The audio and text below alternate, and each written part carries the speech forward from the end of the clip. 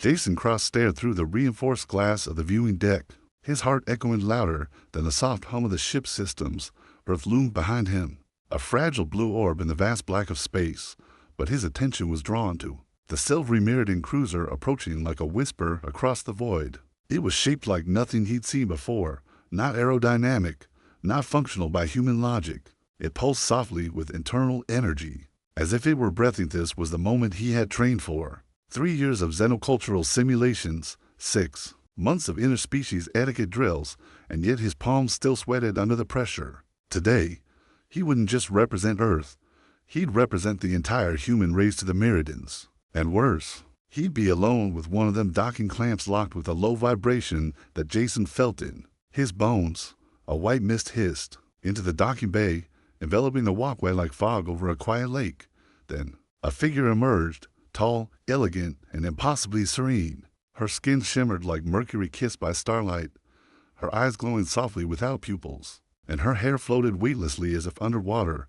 She moved like light refracting through glass. Graceful and lean, Ambassador Thalia of the Meridian High Caste was unlike any being Jason had ever seen. But her presence wasn't what unsettled him, it was the way she looked at him. She didn't just see him, she read him, and he felt it somewhere in his mind. A stray thought flickered, something foolish, instinctual, a purely human reaction to impossible beauty. He tried to crush it immediately, but it was till Latesh stopped before him, her expression unreadable. The silence stretched until it broke with a single word. "Yes," she said, her voice echoing not in his ears, but directly in his thoughts. "I did hear that." Jason's heart stopped. His face flushed crimson. "I didn't mean. It was, I'm so sorry, Ambassador," he stammered, more to feebit instead of anger. She smiled, just the faintest, amused curve of her alien lips, so subtly, so dangerous and completely unforgettable. The silence inside the diplomatic cruiser was almost sacred. Jason sat stiffly in his seat, buckled in across from the tall, ethereal Meridian ambassador. Every few seconds, his eyes would flick toward her, unintentionally, as if some magnetic pull demanded he check whether she was still real. Thalia sat motionless, her glowing gaze unfocused, as if reading lines of code in the vacuum of space itself. She hadn't spoken since their brief encounter in the docking bay, where she had effortlessly embarrassed him with a single word. He swallowed hard and stared at the bulkhead instead. Don't think about it. Don't think about her eyes. Don't think about her head tilted slightly. He froze. She wasn't looking at him. Not exactly. But it felt like she had just heard every syllable of his internal monologue. Her stillness was louder than any accusation. The air grew heavier with unspoken meaning, the atmosphere charged like static clinging to his skin. The automated voice of the pilot chimed softly through the cabin, announcing they would begin descent toward Earth's orbital embassy in 10 minutes. Jason nodded absently, pretending to review the landing protocol on his wrist pad. Though he couldn't understand a single word on the screen, it wasn't just her physical form that rattled him. It was something deeper, an unsettling truth clawing at the back of his awareness. He wasn't in control of what she could see, and that terrified him more than any weapon. A memory flashed, sharp and uninvited, her stepping through the mist, light cascading off her metallic skin, the way her lips had curled ever so slightly at the corner. That smirk, it wasn't just condescending, it was knowing, curious, playful. He squeezed his eyes shut and focused on his breathing, in, out, but his mind wandered again, as minds do. Images formed, ones he immediately regretted. Human, primal, not even graphic, really, but intimate enough to feel wrong. He opened one eye to find her looking directly at him now. Her expression was unreadable, again, but her head tilted the other way now, as if cataloging him, dissecting his thoughts like a curious scientist watching a strange mammal dream in its sleep. Jason flushed and looked away. "I swear I'm not trying to think that," he muttered under his breath. "You don't need to try," came her reply, not spoken aloud, but whispered into the folds of his mind like a breeze stirring the curtains of consciousness. His head jerked up. Her lips hadn't moved. You're still listening," he said, voice cracking with a mix of wonder and dread. There was no reply. Instead, she blinked, slowly, deliberately, and turned her gaze to the stars outside the viewport. The silence returned, but it had changed. It was no longer awkward. It was charged, taut like a cable stretched between two minds that weren't supposed to be this close. The cruiser passed through the stratosphere, atmospheric friction painting fiery streaks outside the hull. Jason watched the flames roll past the window like the heat crawling through his skin. He told himself this was just a mission, just a diplomatic assignment, nothing more. But a small voice in the back of his mind whispered otherwise.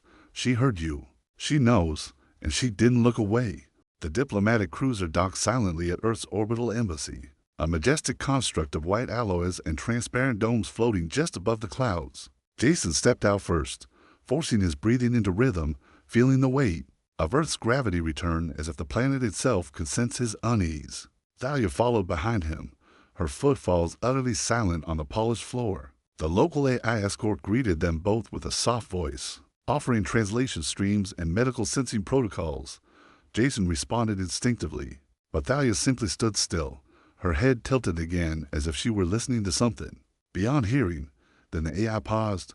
Its voice sputtered slightly. Warning, psionic sync interference detected in subject pair. Calibrating, recalibrating. Sync unstable. Jason blinked. Wait, what interference? And then it hit. Sudden jolt like a sharpened hail in his skull. Not pain exactly, more like someone had pulled open a window in his brain during a thunderstorm. A flood of color, sound, and emotion washed through him, memories not his own, thoughts in a language that wasn't English, yet somehow perfectly clear. He gasped and stumbled forward, grabbing the railing. He was inside her mind, as she was inside his dot, not fully, not deeply, but enough to feel the thin, silver thread connecting them vibrate like a live wire. For a heartbeat, he saw flashes, her memories, long sterile corridors of mirrored towers, emotionless crowds in flowing garments, genetic archivists, speaking without mouths, cold places, cold lives. Then a moment of isolation, a room, white and empty, a figure Thalia herself sitting alone. No one looked at her, no one touched her. And then her memory was gone. In its place came his own, whether he wanted it to or not. His childhood, laughter, falling in love for the first time, heartbreak, the wild messiness of desire and rejection, the ache of not knowing how someone else feels unless they tell you, the clumsy beauty of being human. He tried to pull back, tried to shut it down. But Thalia was curious now. He could feel it, like cool fingers sliding over a keyboard. She brushed through his emotions, not with cruelty, but with something close to wonder, awe, and then, to his horror, she landed on the image from earlier, the one he had tried so hard to bury. It wasn't even explicit, just her, standing in the mist, that smirk, the glint in her eyes, and the vague, instinctual thought that had bubbled up from his hindbrain, that she was beautiful, powerful, and unknowably alluring. He felt the heat rise in his chest like fire. She saw it. She felt it. She felt him. Jason ripped the connection apart with every ounce of willpower, staggering backward with his shout. The corridor's lights flickered briefly. The AI stuttered again. Sync error corrected. Link terminated. All systems nominal. Thalia didn't move. Her glowing eyes stayed locked on him, her expression unreadable. No smirk this time. No judgment. Just quiet. Jason panted, holding the side of the wall, unable to meet her gaze. I didn't mean for that to happen. Still, she said nothing. His voice cracked. It was just a thought, a stupid human thought.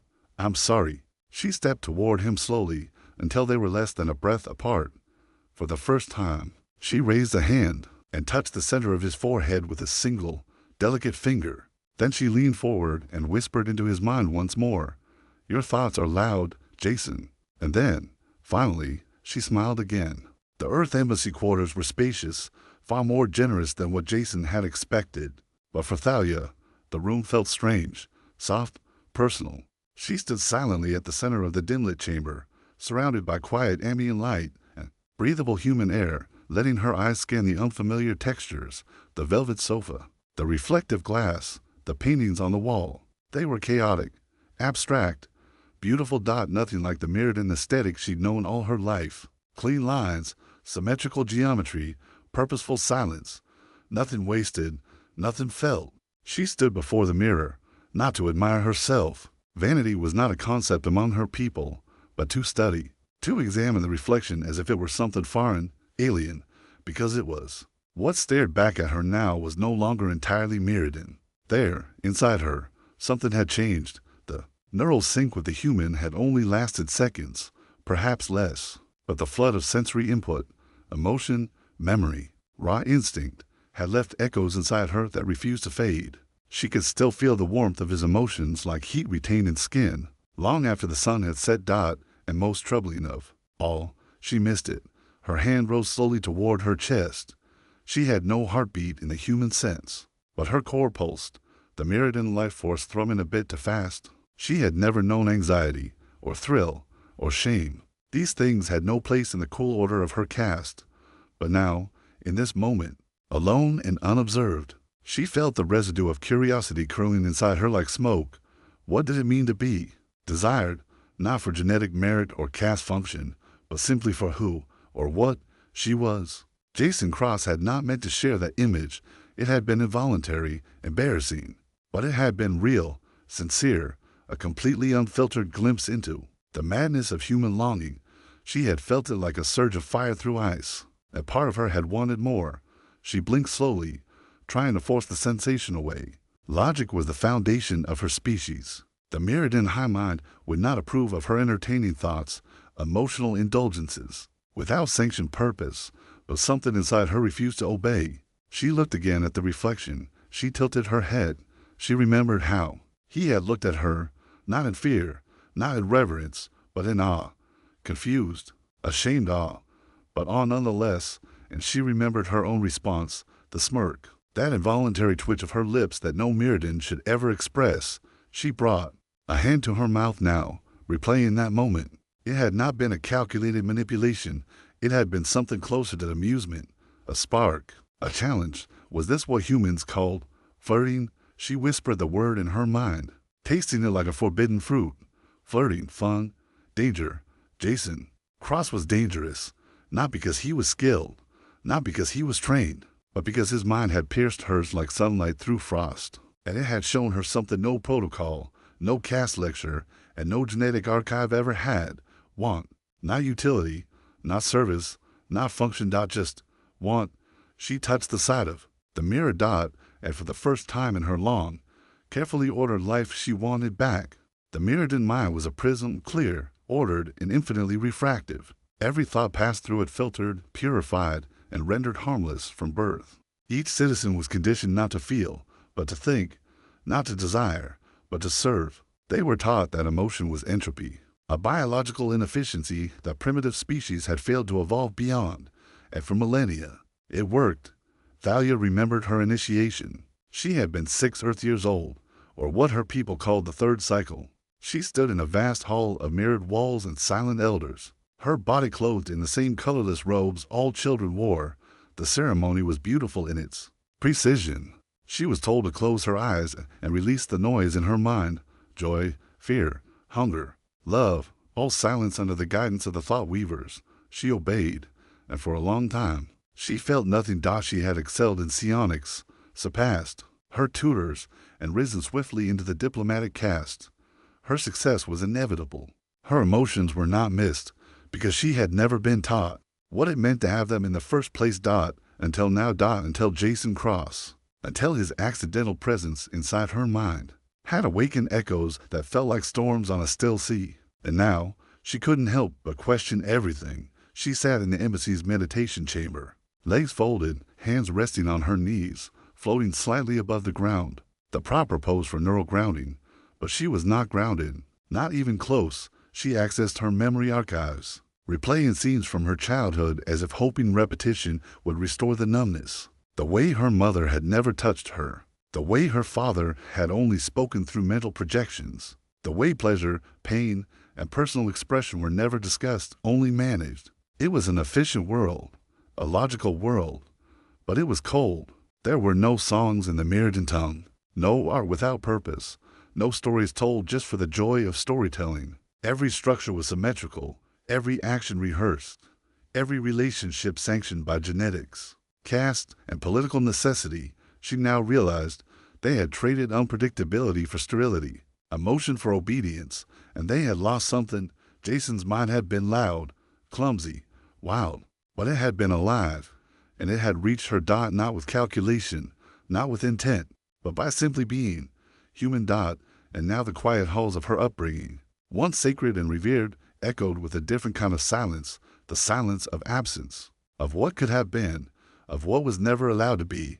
Her eyes opened slowly, died in them. Something flickered, not just light, not just energy, a seed of rebellion, of curiosity, of self. The Earth Embassy, for all its grandeur, still ran on imperfect systems. An irony now lost on Jason as the gravity field abruptly stuttered, the lights dimmed, the hum of stabilizers fell silent, and just like that, he felt weightless. He floated, upward for a second, caught off guard by the sudden zero-G shift. Before his back bumped softly into the padded wall, a cascade of alarms blinked along the edge of his wrist pad. The AI's voice flickered to life, calm as ever despite the flickering lights. Power modulation anomaly in Sector 4. Environmental stability compromised. All diplomatic guests are advised to remain in proximity to emergency stasis zones. Jason tapped at the pad. Locked out. Great. He turned it and found her already there. Thalia had drifted silently into the chamber, as effortlessly as a ghost. Her body adjusted instinctively to the loss of gravity. Her movements fluid and deliberate. She wore a sleek, shimmering gown now, less ceremonial, more relaxed, but on her, it still looked regal. They bumped into each other lightly as another flicker rocked the floor stabilizers. Jason reached out instinctively to steady her, his fingers brushing against her bare arm. He froze. So did she. Her skin was warm, not metallic, not synthetic, but alive, smooth like silk soaked in light, and under his fingertips. He felt it again, the pulse of her energy, not a heartbeat, but something resonant, like a chime struck gently in the bones. Neither of them moved.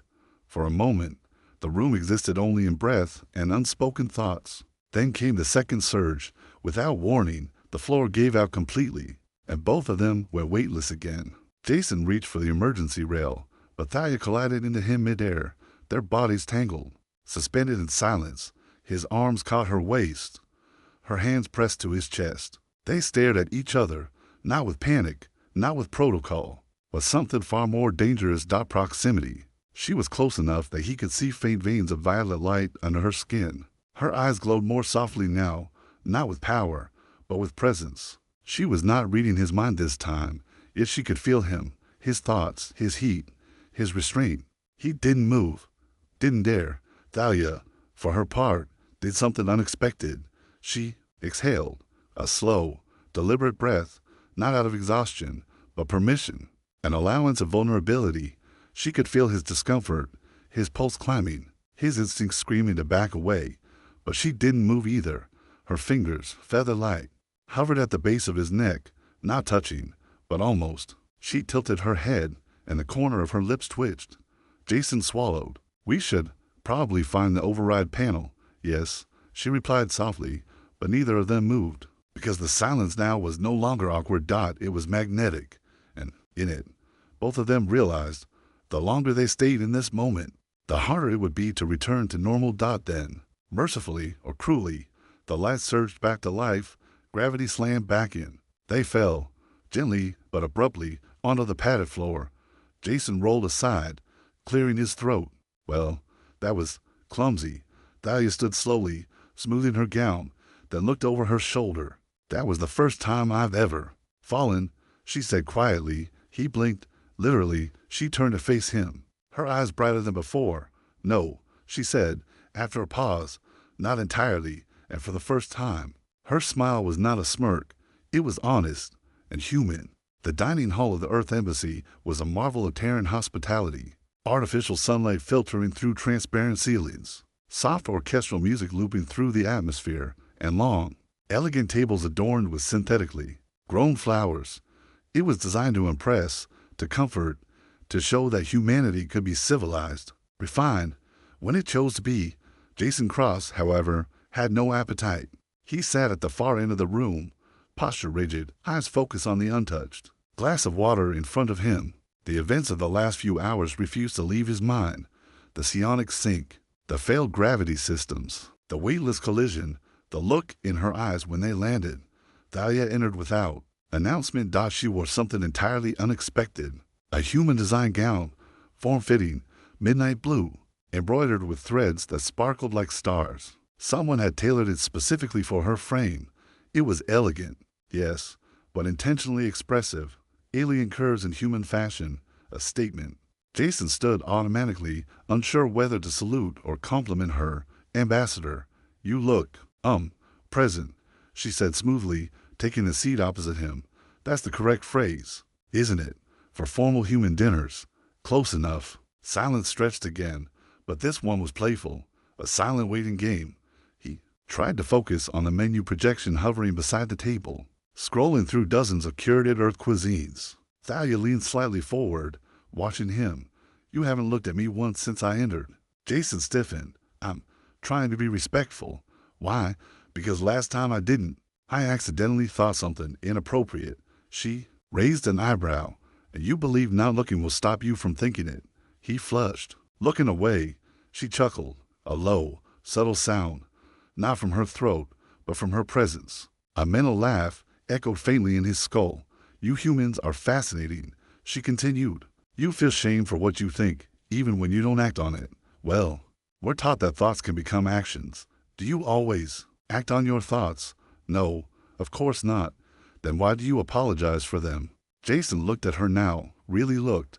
Her expression was relaxed, her posture fluid, almost teasing. Her eyes held no malice, only challenge. You're enjoying this, he said. Her lips twitched. The smirk returned. Not mockery, something far more dangerous, interest. I am exploring, she said. Your mind, your customs, your reactions, they are unpredictable. And unpredictability, I have learned, is not always unpleasant. Jason cleared his throat, suddenly dry. This is supposed to be a diplomatic dinner. It still is, she replied. I am merely studying the effects of emotional proximity on a human subject for science. Of course, his jaw clenched. This feels like flirting. Is that what it feels like? She asked, tilting her head. He blinked. You know it is. Then you admit it affects you? Jason exhaled sharply, pushing back from the table just slightly. You're playing with something you don't fully understand. True, she said. And then, with perfect, deliberate timing, she leaned in closer, her voice dropping to a whisper that brushed against his thoughts like silk. But I very much want to. The words weren't meant as seduction. They were curiosity, pure, honest, dangerous. He stood abruptly. I need to walk. She didn't stop him, didn't call out. But as he left the room, heart hammering, he heard her voice in his mind once more, soft and impossible to ignore. You're thinking again, Jason, and it's very loud. The Earth orbital embassy shimmered against the black canvas of space, its architecture proud and hopeful, a symbol of peace between species, who once saw each other only through scopes and targeting systems. Inside, lights hummed, systems purred, and silence floated like music in every chamber, until it shattered. The impact was sudden. No warning, no build-up, just a searing flash across the outer docking bay, followed by a concussive boom that rocked the entire structure. The floor jolted beneath Jason's feet just as he entered the main corridor, nearly throwing him into the wall. Red lights flared instantly. Unidentified energy spike detected, the AI announced, now stripped of all serenity. Structural breach in docking ring. See all personnel to defensive positions. This is not a drill. He spun toward the source of the impact, and his heart dropped. Thou single quotes, yeah. She was still in the dining hall. He turned and sprinted back through the corridor, dodging panicked staff and flickering light panels. Smoke curled from a cracked wall as he reached the chamber, and the door hissed partially open, jammed from the sudden energy loss. Inside, he saw her. The far window had blown inward, sealed now by the emergency force field. Shattered glass hovered in midair, weightless in the damaged gravity. Thalia stood in the center of the room, her body arched defensively, psionic energy crackling faintly across her arms. Her eyes glowed brighter than ever, not in fear, but in preparation. Across from her, something had entered, a drone, not human, not Mirrodin, jagged, black, and pulsing with purple veins of unknown matter. It hovered just above the floor, scanning her like prey. Jason didn't think. He moved. He dove forward, pushing off the broken floor, catching the edge of the table to launch himself across the chamber. As the drone turned its weapon core toward her, he slammed his body into her side, knocking her to the ground just as the pulse beam carved a path through the air. where her head had been. The impact sent both of them tumbling across the floor. He rolled on top of her, shielding her with his body, heart pounding, ears ringing. "Are you okay?" he shouted over the chaos. She stared up at him, eyes wide, not with fear, but something else. "I could have shielded myself," she whispered. "I didn't know that." He shouted back, still holding her down. "I know," she said softly. The drone recharged. Jason looked around frantically. No weapon, no tools, just debris. His gaze landed on a broken plasma line snaking through the floor, still sparking. Without thinking, he ripped the line from its socket and launched it at the drone. The exposed coil arced as it made contact. There was a burst of light. The drone screamed, not audibly, but through the sound of twisting metal and seizing circuits. It collapsed into itself, crumpling like wet paper before detonating in a brief sphere of blue fire. Silence. For a moment, the only sound was Jason's heavy breathing. His hands trembled from the energy pulse. His back ached from the fall, and beneath him, Thalia was perfectly still. Then she spoke. "You risked your life for me." He looked down at her. "Yeah, well, I wasn't about to let the most fascinating ambassador in the galaxy get fried." Her gaze didn't waver. "You didn't know I would survive that," she said. "I didn't care." Her brows furrowed. Slightly, not in confusion, but in calculation, in processing something alien to her kind. "You are irrational," she whispered. He smirked. "We're humans. It's what we do." Slowly, Thalia lifted a hand and pressed it gently to the side of his face. Her skin still shimmered, but now it felt warmer than ever. "In our world," she said, "such actions are considered madness." Jason leaned closer, their breath mingling in the scorched air. "Then I guess you've never met a human in love." She blinked once, stunned, but she didn't push him away. The infirmary lights hummed softly overhead, casting a sterile, pale glow on everything it touched. Monitors blinked quietly along the wall, tracking vitals in smooth lines and soft pulses. Earth's medical tech was primitive by Meridian standards, but effective, efficient. Human. Jason sat on the edge of the diagnostic bed, his uniform jacket stripped off, a bandage wrapped around his ribs where debris had caught him in the explosion. His knuckles were raw, scorched slightly from where he'd yanked the plasma conduit free. But he wasn't thinking about the pain. Across the room, behind a translucent curtain, Thalia stood at the observation port, bathed in pale starlight. Her arms were crossed behind her back, posture perfect, yet something about her still seemed unsettled, not visibly, not physically, but in her presence, in the subtle vibrations that hovered at the edge of Jason's awareness. Something had changed. He watched her for a moment before speaking. "You haven't said much since the blast." She didn't turn around. "I've been analyzing." "Analyzing what?" There was a long pause. Then she said, quietly, "The way my body reacted when you were hurt." Jason raised an eyebrow. "I thought Meridians didn't react." "We're not supposed to," she said. "Emotion is filtered, blunted, disciplined. But when I saw you fall, when you screamed and didn't get up immediately, something inside me surged without permission. I couldn't focus. I couldn't think." He stood slowly and walked toward her. "And what did it feel like?" he asked. She turned to him now. Her eyes, always glowing, always unreadable, were softer, dimmer, but more real, like heat, she said, like fear, and something else. He stepped beside her. "I thought you'd shut it off." "The link, after the sync error." "I did," she said, "but some bonds, they don't need permission." Jason leaned his back against the wall beside her, letting his shoulder just brush hers. "So," he said, voice low, "is this the part where you lecture me about emotional recklessness again?" "No," she replied.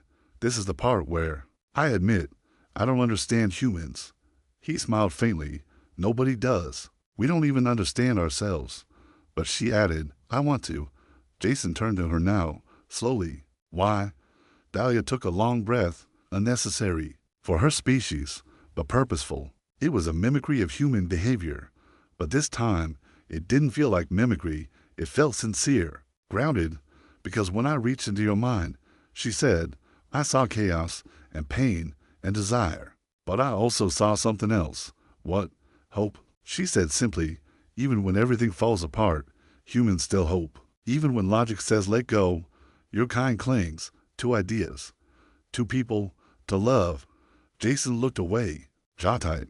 Maybe that's our fall. Maybe, she said, or maybe it's your advantage. Silence again, but not empty. Her hand brushed his now. No accident. No excuse. The touch lingered, her fingers curling just enough to rest against his. A whisper of contact, intentional, voluntary. Your thoughts are still loud, she murmured. He smiled without looking at her.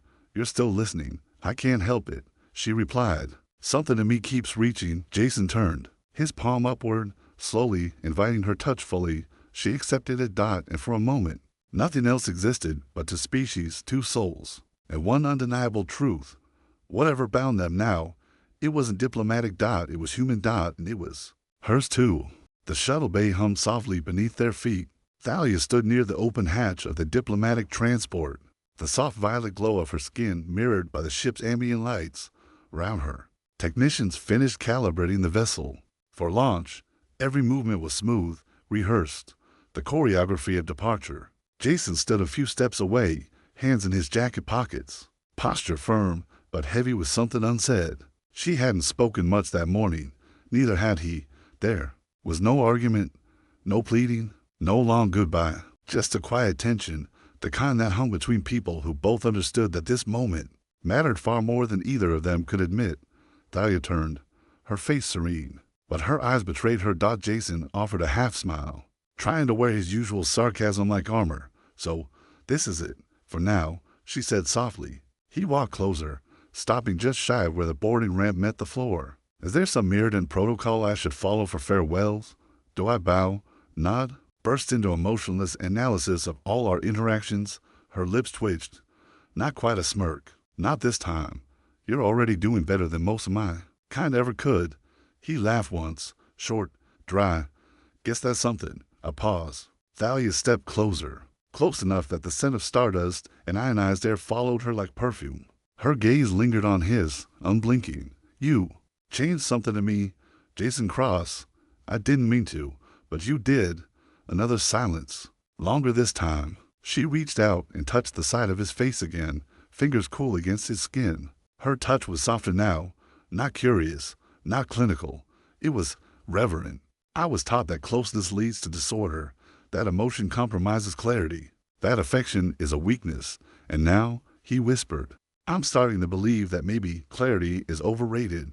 He smiled at that, eyes stinging. If you ever get tired of sterile towers and mirror halls, Earth has music, dancing, chaos. You might like it. Her voice entered his mind gently. I already do. And then she leaned forward and pressed her forehead to his, a mirrored-in gesture of rare intimacy. Her energy brushed against his thoughts, not evading, but touching them, listening. One last time, her voice echoed in the silence between them. You think aloud, Jason, but I find it comforting. And then she pulled away. No kiss, no cliche, just her presence, lingering like starlight on skin. She turned, ascended the ramp, and disappeared into the vessel. The hatch closed behind her with a final hiss. Jason exhaled, deep, long, letting it fill the space where she had been. The shuttle lifted away moments later, silent as a dream leaving morning. He stood there long after it vanished into the sky. Then, just as he turned to go, her voice returned, clear, warm, inescapable. Don't stop thinking about me. He smiled. I couldn't if I tried.